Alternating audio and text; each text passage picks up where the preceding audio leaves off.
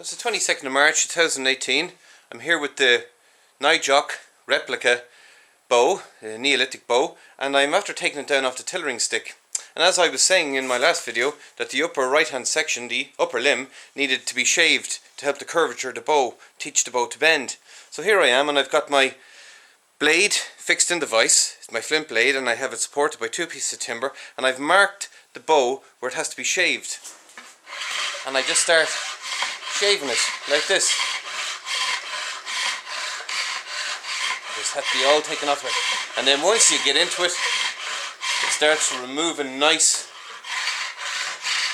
levels of it. And then also, if a blade at all isn't performing well and you have lucky enough to have made a selection of them like I have, you can just simply change your blade, which could have easily been done in the Neolithic too, in some form of a rig to hold a blade in between, as I said, a section of a tree or two bits of antler. Check it, and then as you can see, that's a lot better.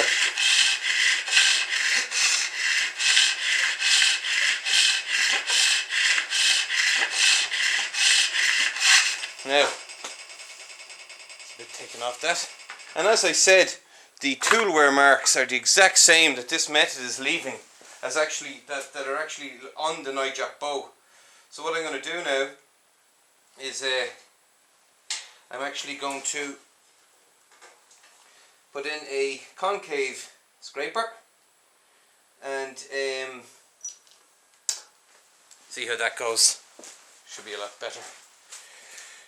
Here we go. There's a concave scraper here, and I just nice round for the bow to scrape that section off. Now here we go. That's much better. See that now? That's taken it off exactly where I need to. And then anywhere that you can just smooth in like that. And then anywhere where there's a sort of an indent from a section of flint that's sticking up, what you can do is you can just get flat scraper blade, and you just find that section and you just simply rub it down like that, and it takes off any of that roughness. And then exactly the tool wear marks that I'm talking about are those lines you can see running along it, the length of it, you know. And it's really interesting, and you can really shave a lot off it in a short space of time.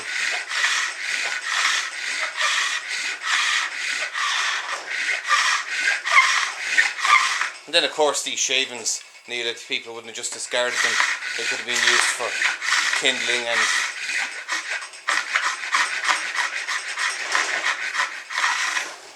and then once we have that established, we put it back up onto the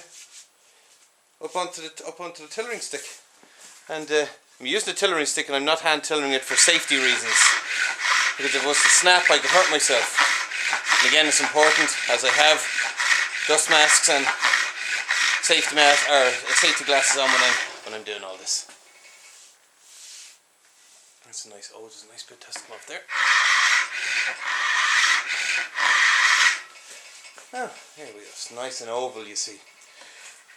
And we're only taking off a tiny bit at a time, you know. You're not actually doing it. And I'll check my measurements now soon, again with the sliding vernier calipers. And I know I had left a tiny little bit on for this actual shaving. Try and keep the replica bow within the range of its, that's a lot better now, within the range of its original measurements, because every piece of timber will behave differently.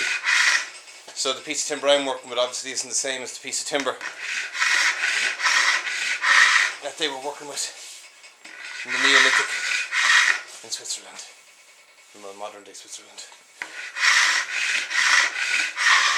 Look at that, not a problem to it.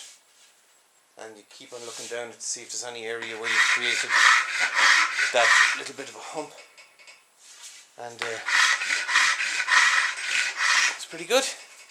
There's no reason whatsoever why a rig of some sort between the arc of two branches of a tree could have been made, or a piece of antler and supported somehow during the Neolithic, and this method. Obviously I have a vice, and this method used.